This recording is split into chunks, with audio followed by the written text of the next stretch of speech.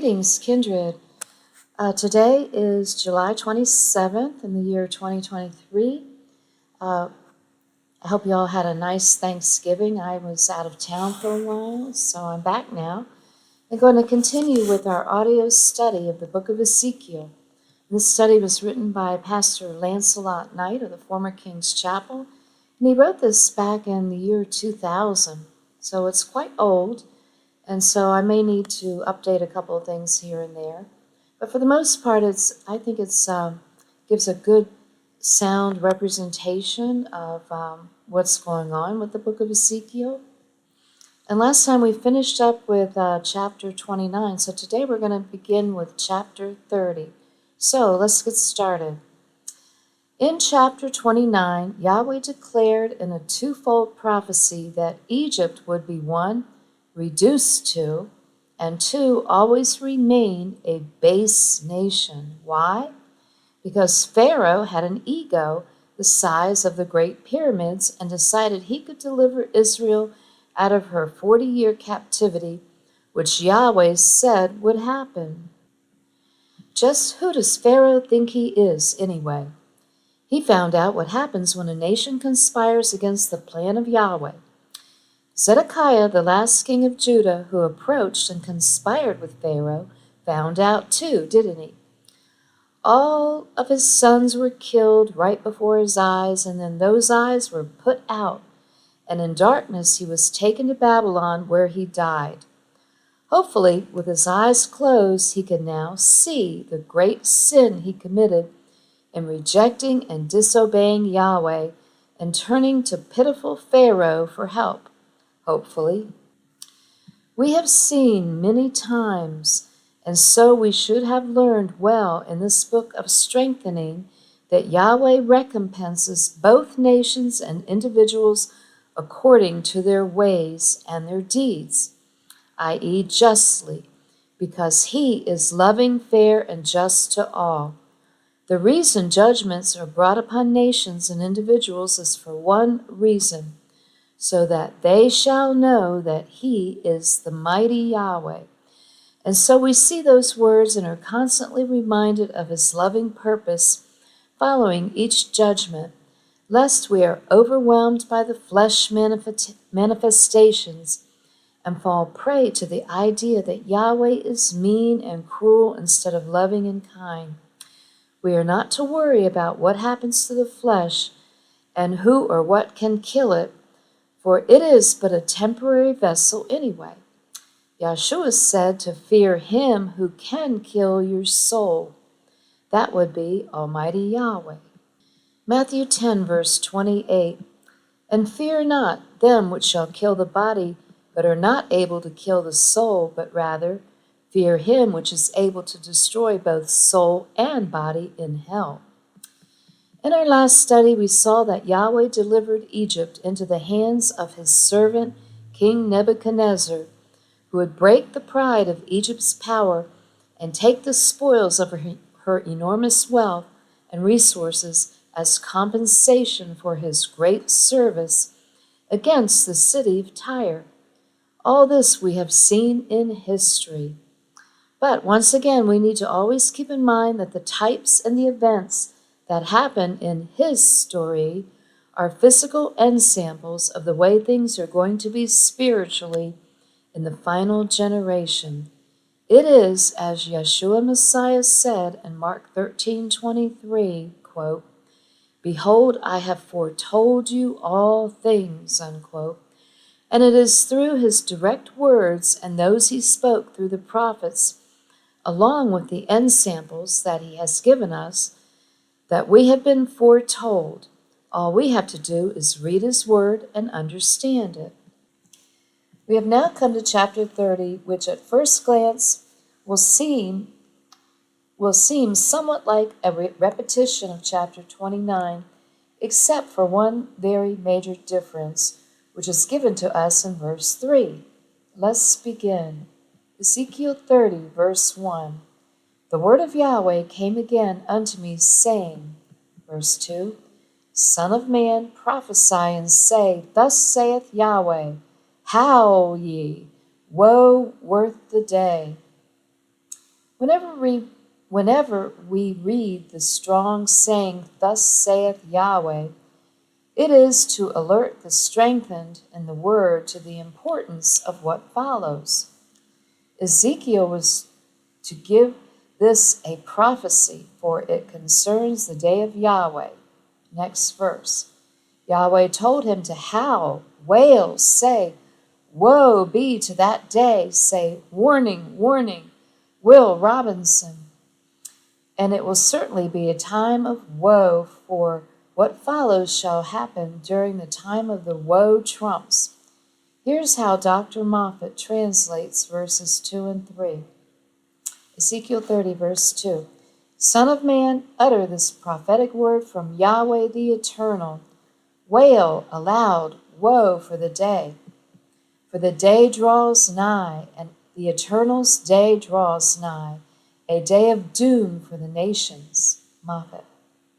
The king of Babylon is coming at the sixth trump, which is the second woe trump, to execute Yahweh's judgment upon all the nations before Yeshua Messiah returns at the seventh trump to take over supreme rule as King of Kings and Lord of Lords. It shall happen, for it is written. Ezekiel 30, verse 3. "For the day is near, even the day of Yahweh is near, a cloudy day. It shall be the time of the heathen." Do you know why it is called the day of Yahweh?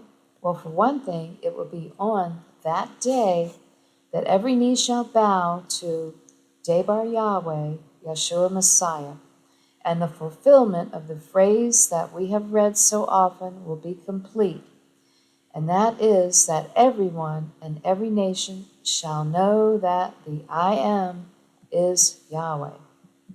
Verse 4, "And the sword shall come upon Egypt, and great pain shall be in Ethiopia, when the slain shall fall in Egypt, and they shall take away her multitude, and her foundations shall be broken down."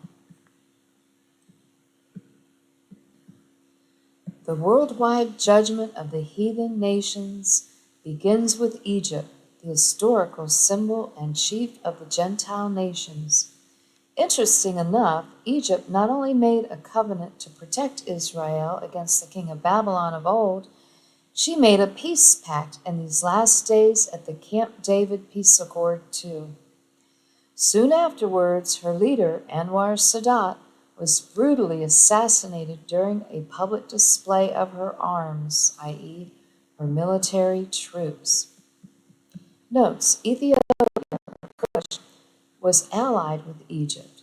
Pain means writhing as in travail of a woman in childbirth.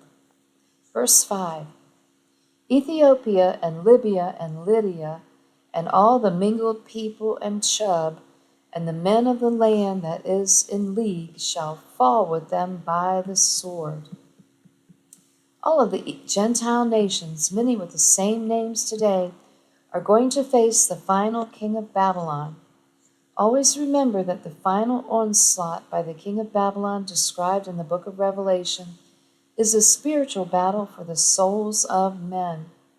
The swords, therefore, that are used in the final generation are spiritual swords. Satan's sword is the sword of deception and lies that shall come against the nations and cause them to fall. The sword of Yahweh is his word, Revelation 1, verse 10. Here's verse 5 from the Moffat Bible. Verse 5, "Ethiopia and Put and Lud, all the Arabians and Libyans and Carathites, along with them shall fall by the sword." All of the Gentile nations that are allied with and support Egypt shall fall by the sword, which is to become spiritually dead from Satan's lies and deception. Ezekiel 30, verse 6, "Thus saith Yahweh, they also that uphold Egypt shall fall, and the pride of her power shall come down. From the tower of Syene shall they fall in it by the sword, saith Yahweh." In that day, in the final generation, all of Egypt, marked from Migdol to Syene, see 29 verse 10, i.e. from the north to the south, shall fall to the sword, and she shall give her power to the king of Babylon and become spiritually desolate. Verse 7, and they shall be desolate in the midst of the countries that are desolate, and her cities shall be by the midst of the cities that are wasted. This desolation shall be caused by the desolator, who is the abomination of desolation, spoken of in Matthew 24 and Mark 13, who is the same desolator spoken of by Daniel the prophet. It is none other than Satan himself coming as the king of Babylon, the anti-Messiah. 8. And they shall know that I am Yahweh, when I have set a fire in Egypt, and when all her helpers shall be destroyed. Fire really gets people's attention because the very word itself brings forth visions of flames in the mind's eye. The fire we can see is merely the combustion or consuming of that which is physical, but it cannot burn that which is spiritual. You can burn with desire, but you cannot actually set physical fire to love or to an attitude. The fire set forth in this final generation from our Father is spiritual fire, for he himself is a consuming fire. Hebrews 12:29. For our Yahweh is a consuming fire. Remember that King Nebuchadnezzar made his fiery furnace 7 times hotter. 7 in biblical numerics is spiritual perfection, letting us know that the fire in the last days will be spiritual. That fire did not even singe the hair on the heads of Yahweh's servants, Shadrach, Meshach, and Abednego.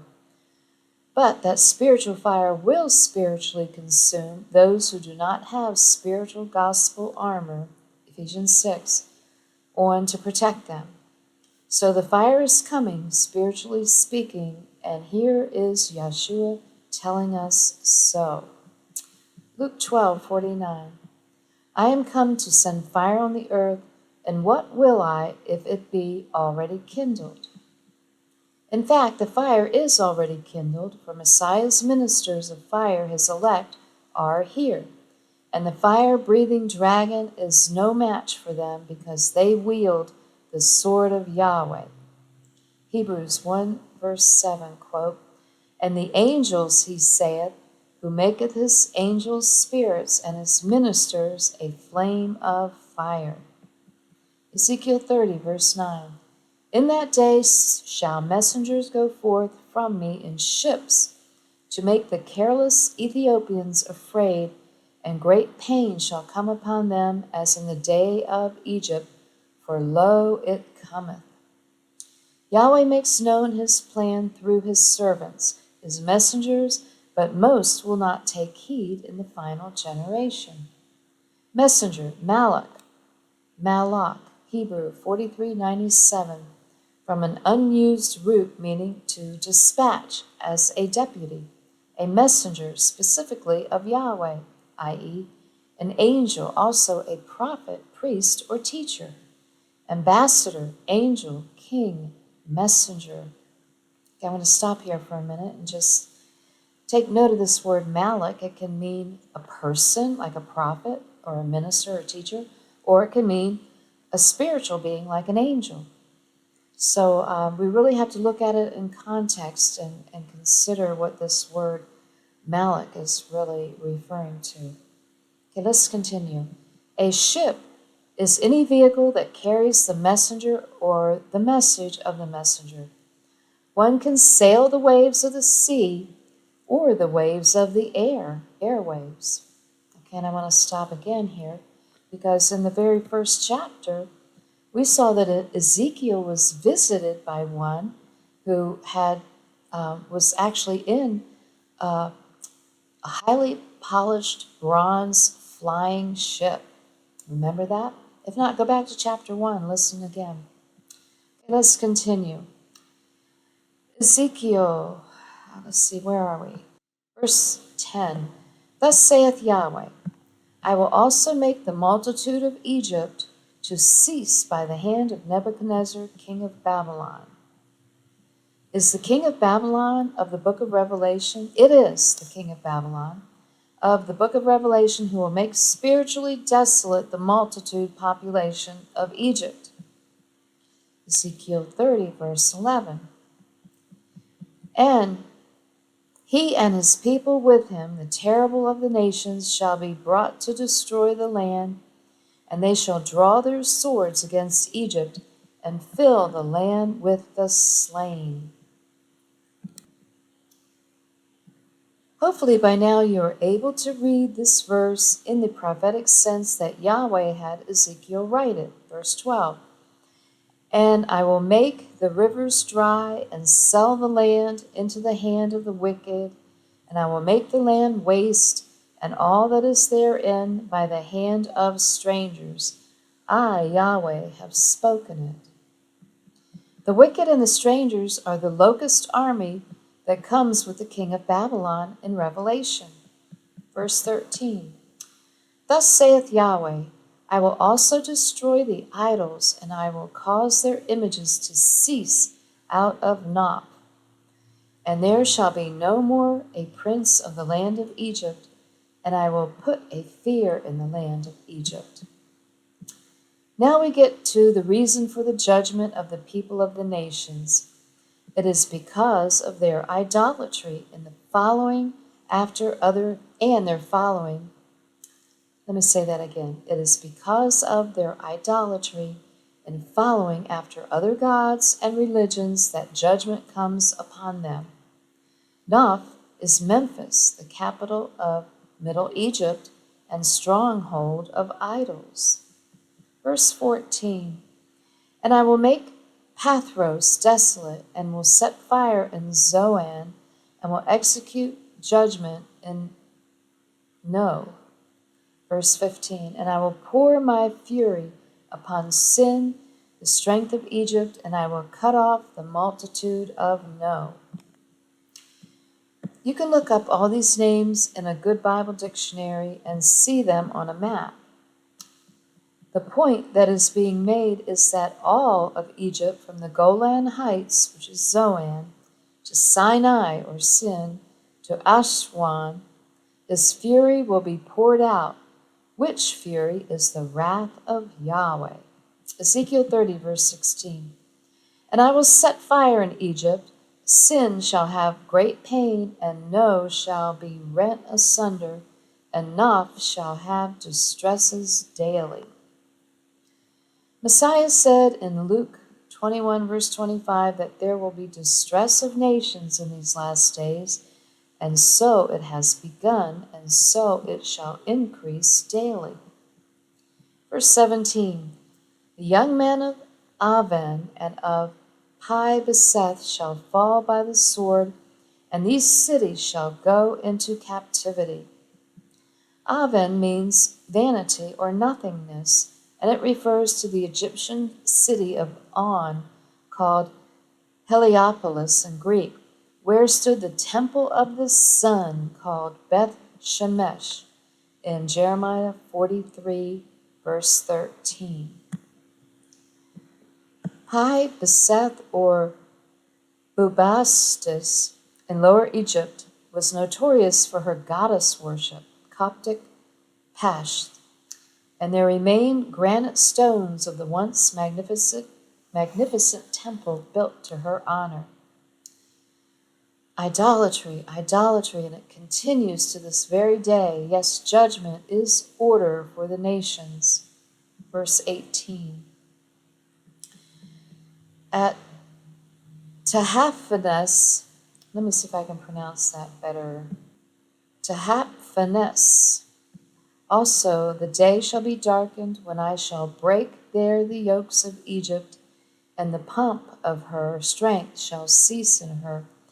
As for her, a cloud shall cover her, and her daughters shall go into captivity. Tahaphanes is named after the queen of Egypt mentioned in Kings 11:19. It is the same as Daphne, a royal residence of the pharaohs, Jeremiah 43, verses 7 and 9. The point is, the fun and games are over, pal. It shall be a day of darkness and gloominess for the nations, Joel 2.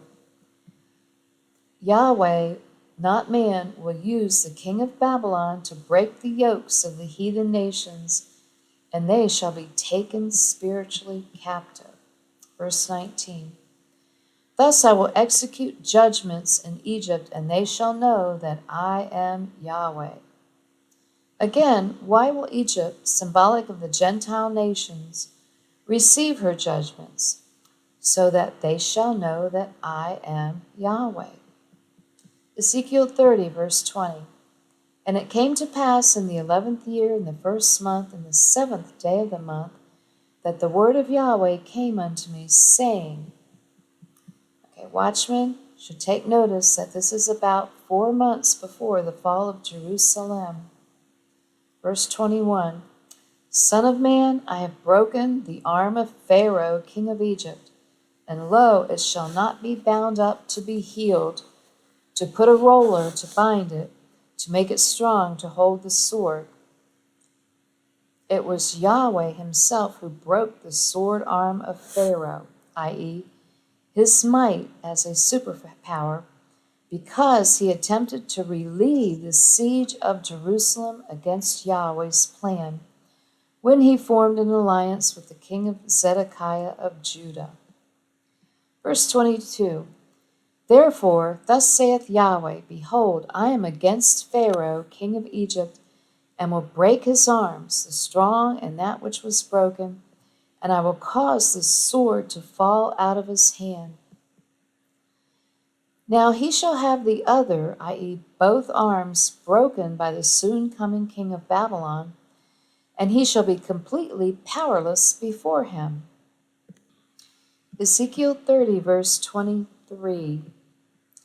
And I will scatter the Egyptians among the nations, and will disperse them through the countries. 24. And I will strengthen the arms of the king of Babylon, and put my sword in his hand, but I will break Pharaoh's arms, and he shall groan before him with the groaning of a deadly wounded man. Though Yahweh uses the king of Babylon as his instrument of chastisement, it is Yahweh's judgment against the heathen nations, not the king of Babylon's. That is why Yahweh says, I will put my sword in his hand. No wonder it says in the next verse that the king of Babylon's arms will be strengthened. Ezekiel 30, verse 25. But I will strengthen the arms of the king of Babylon, and the arms of Pharaoh shall fall down.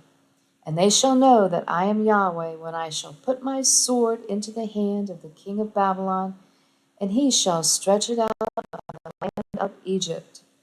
Verse 26, And I will scatter the Egyptians among the nations, and disperse them among the countries, and they shall know that I am Yahweh.